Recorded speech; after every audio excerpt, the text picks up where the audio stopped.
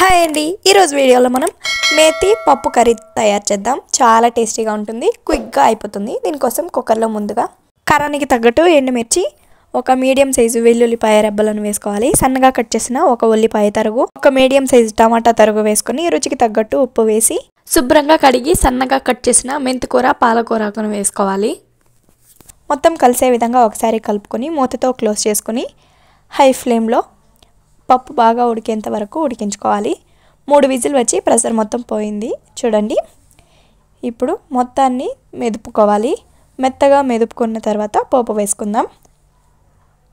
కడాయిలో 2 టేబుల్ స్పూన్ల నూనె వేసుకుని వేడి చేసుకోవాలి. 1 టీ స్పూన్ ఆవాలు, 1 టీ స్పూన్ జీలకర్ర, 1 టేబుల్ స్పూన్ ఓడియం, 1 రెబ్బ కరివేపాకు వేసుకొని కొద్దిగా ఇంగువ వేసుకొని సింపుల్గా పోపు వేసుకున్నాం. ఇప్పుడు ముందుగా స్మాష్ చేసుకున్న కూరాకు మిశ్రమాన్ని వేసుకుని మొత్తం కలిసే విధంగా కలుపుకొని ఒక పొంగు వచ్చేంత వరకు ఉడికించుకోవాలి.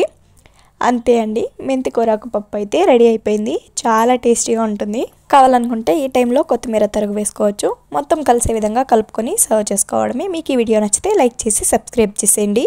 Thank you for watching.